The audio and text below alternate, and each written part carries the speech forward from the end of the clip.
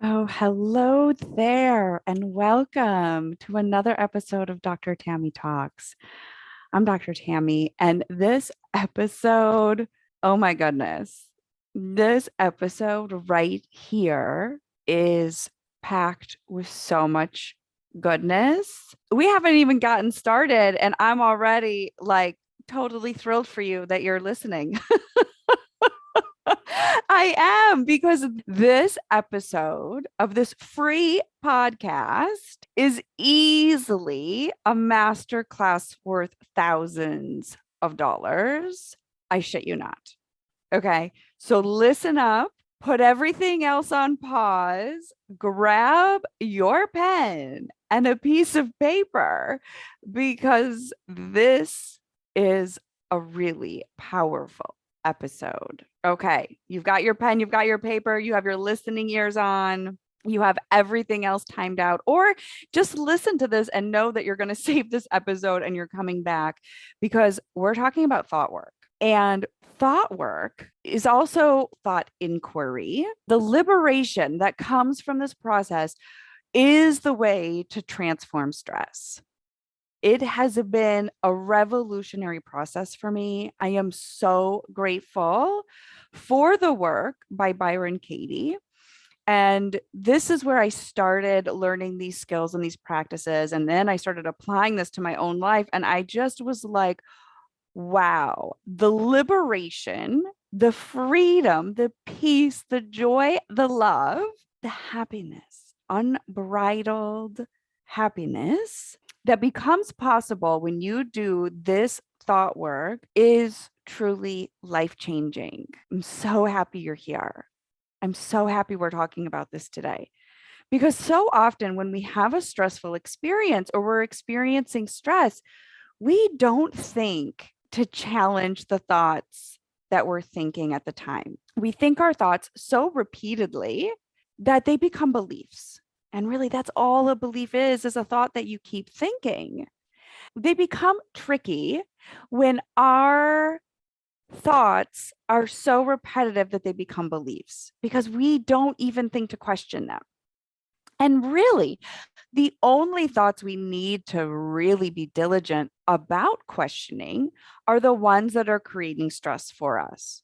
Our stress response is the signal, this intelligent little signal. I want you to think every time your stress response is activated, every time you feel disturbed, distress, anxious, angry, frustrated, depleted, defeated, depressed, I want you to go, oh, this is when I'm supposed to do the thought work. This is when I do thought inquiry because I am believing a thought right now that has me feeling this way. Or there is a thought pattern going on right now that's creating this emotion of stress or distress in the system that is me. And this is, I think, truly why we have these emotional signatures. They're signals that we want to start working with as intelligent feedback that's part of a system that is designed for us to flourish and thrive always.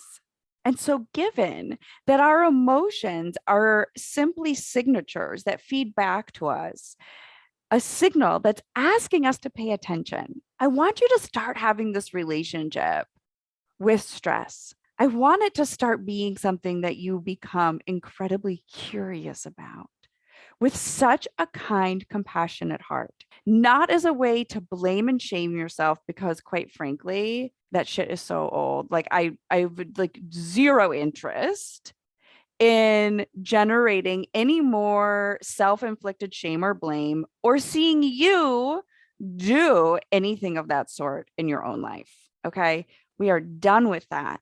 This is truly a journey to truth and love. With that spirit, I want to introduce you to the 4 questions. And this work should be done pen to paper. The mind has a really interesting little trick.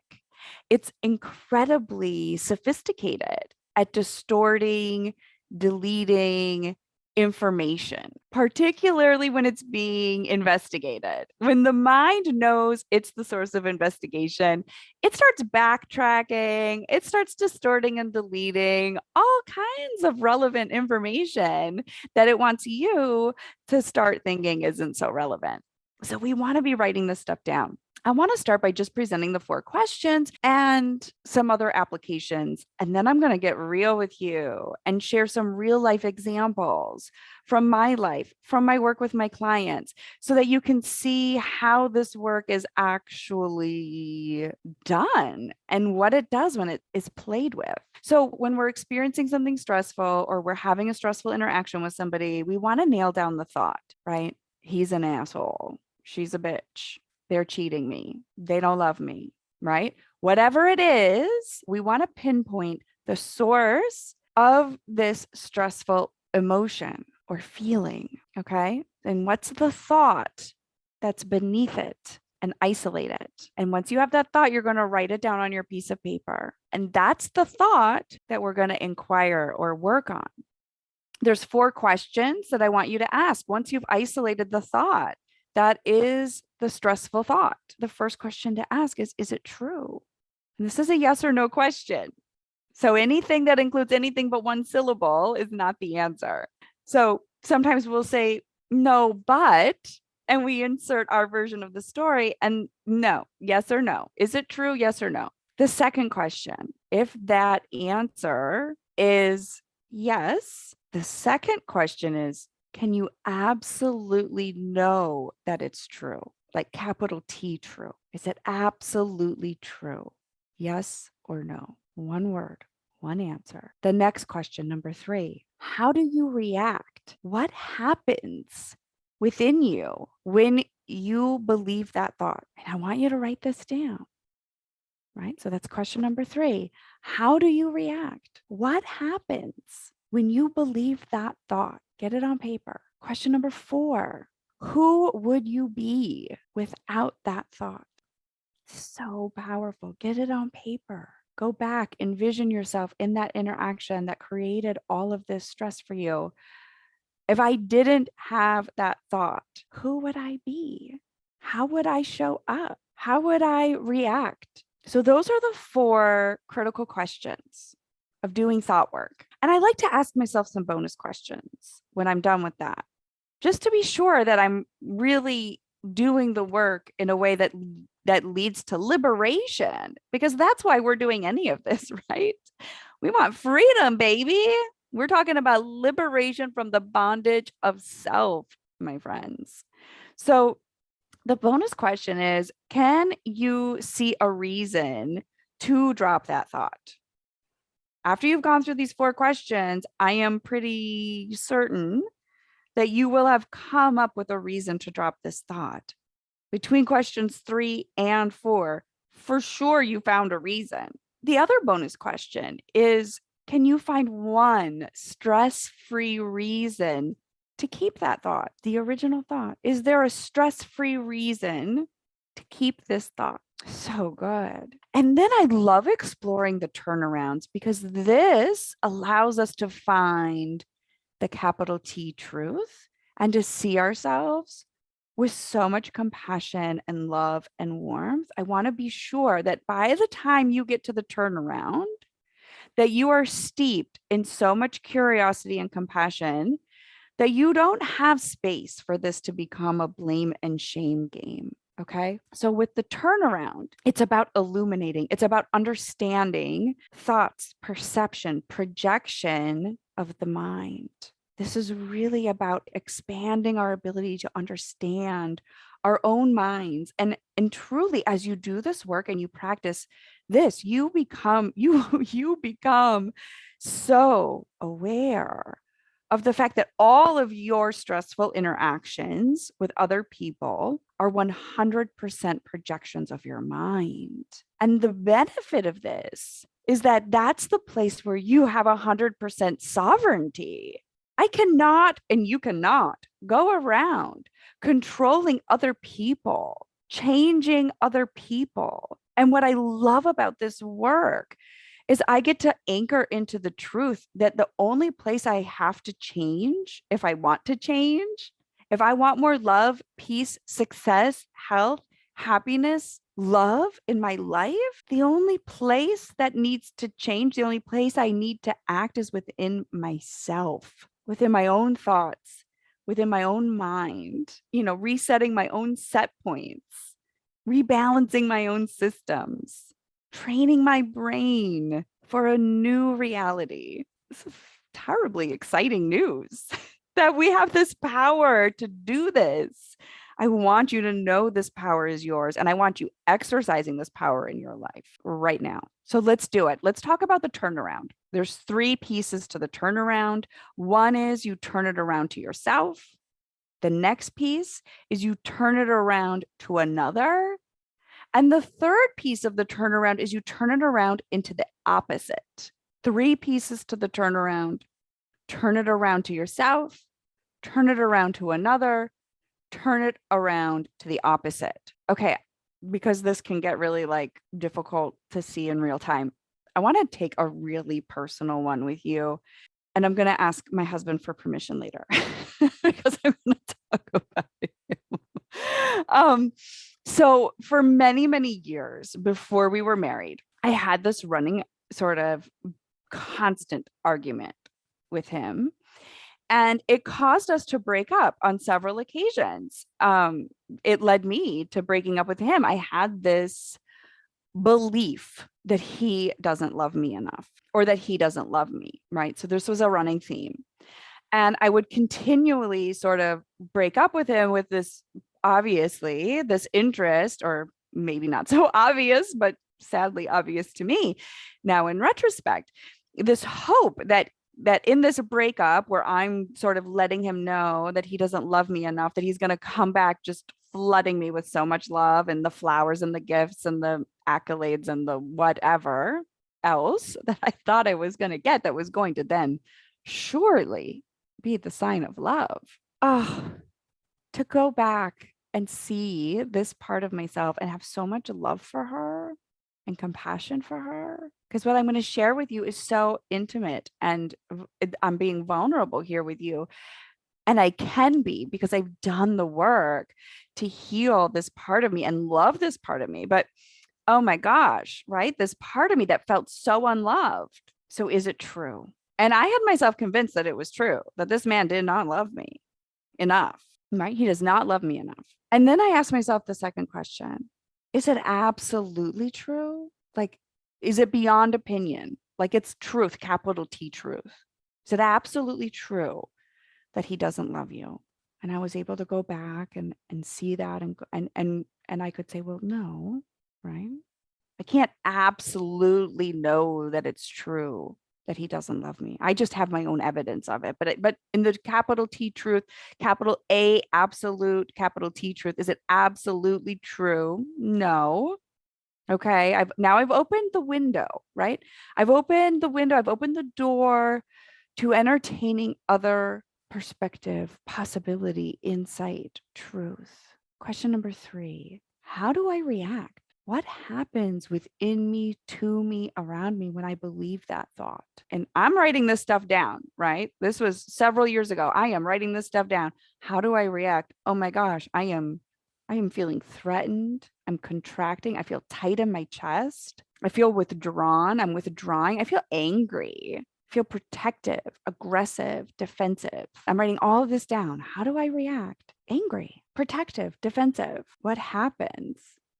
I say things I don't mean. I say hurtful things. I walk away. I abandon him. So interesting. What happens when I believe that thought? I withdraw my love from him. Oh, it's so interesting. I think he doesn't love me, and so I stop loving him. Oh, that's so interesting. Okay, so number 4, I go to the place and I ask myself, who would I be without that thought?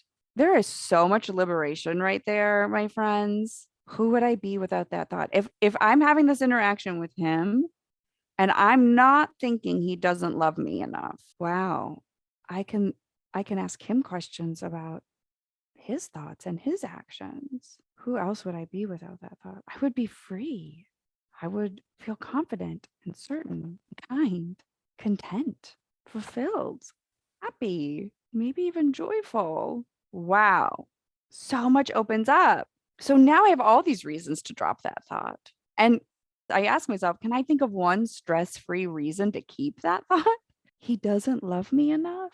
This is the man who is now my husband, right?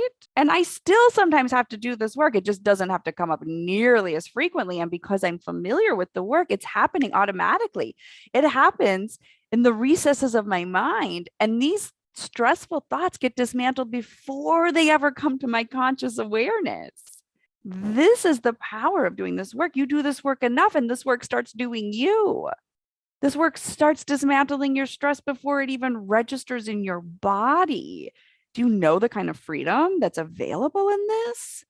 Well, you do now. So worth the work. Freedom. And then I started doing the turnaround. Oh my gosh. If I don't tell you that this was so enlightening and illuminating. So you're going to do the 4 questions. You're going to ask yourself, like, okay, have I found a reason to drop this thought? And then you're going to ask yourself, can I think of one stress-free reason to keep this thought? Chances are it's going to become very obvious to you that you're ready to let this thought go. You're not forcing it out. You're not like struggling with it. It's just so obvious to you that this thought is not serving you. That's really the reality.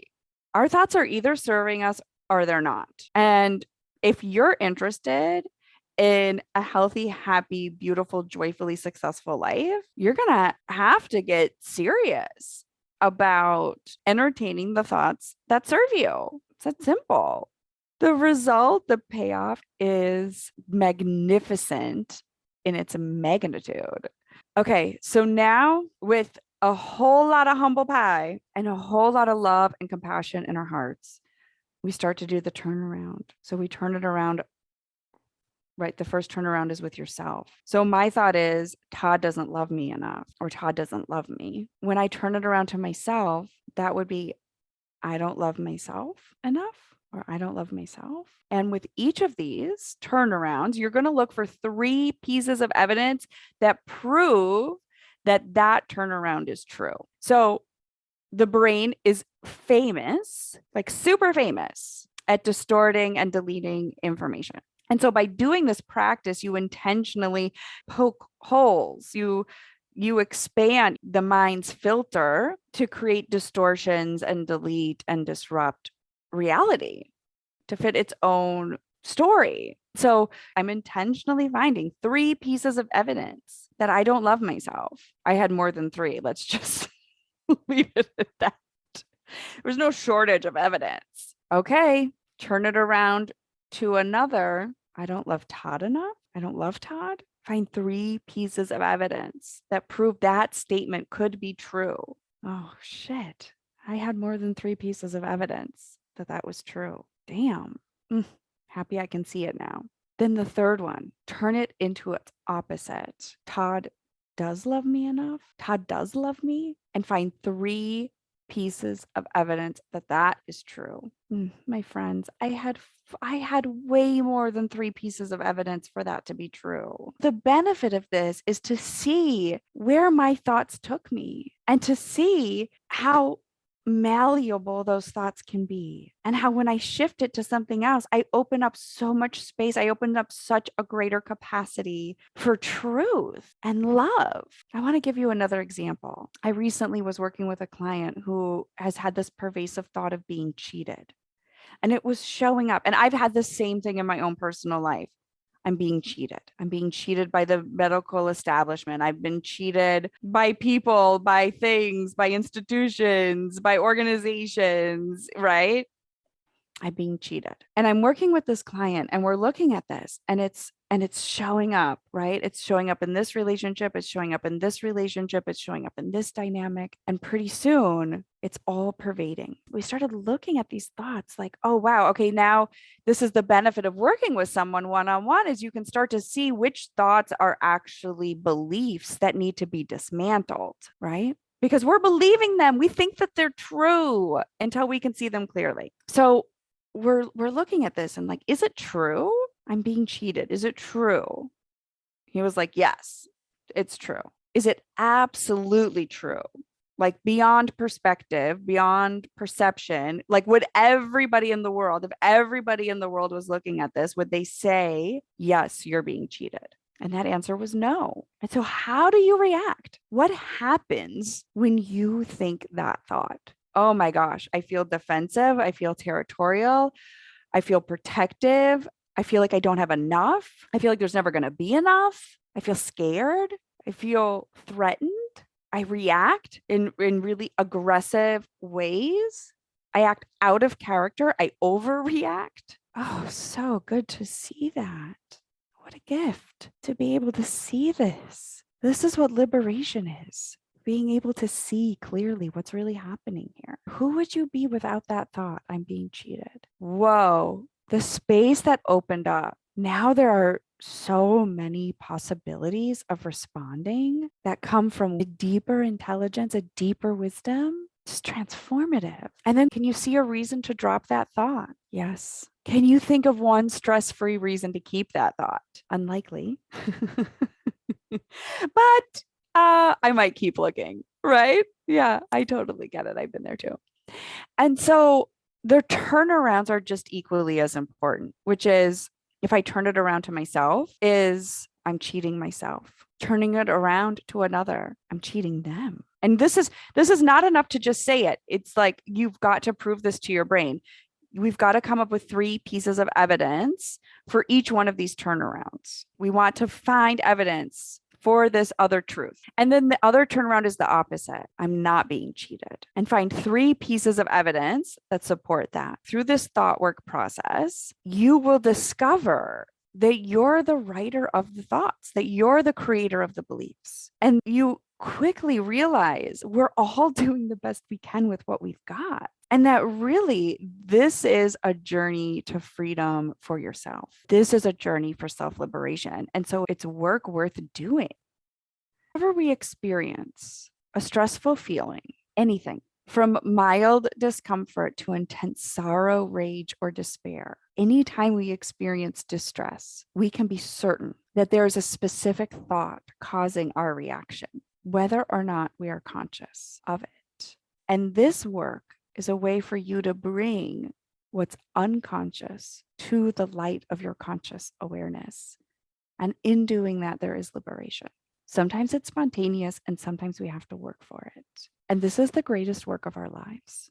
It truly is. This is how we become masters of stress. And this is how we build true resilience, is in our ability to inquire, to question our thoughts, our beliefs. And when we do this, we discover that all of the concepts and judgments that we believe or take for granted are actually distortions of things as they really are. When we believe our thoughts instead of what is really true for us, we experience the kinds of emotional distress that is asking us to pay attention to a new way to investigate the thoughts that are taking place. This becomes really important when we realize that whenever we're experiencing distress, we're contracting, we are wasting energy, precious energy that we want to use for creating the life that we want. And in doing this work, we want to investigate these thoughts at earlier and earlier time points, right? We do this work to liberate ourselves, to liberate our own energy, so that instead of wasting our energy in stressful thoughts, emotions, reactions, we're harnessing that raw energy for the cultivation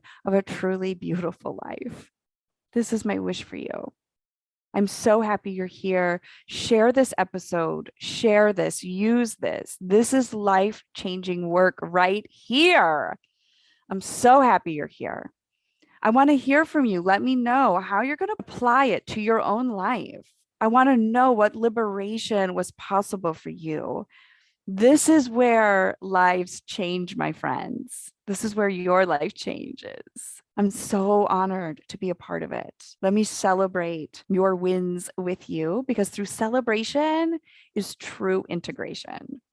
So yes, life can be messy, and yes, life is magnificent.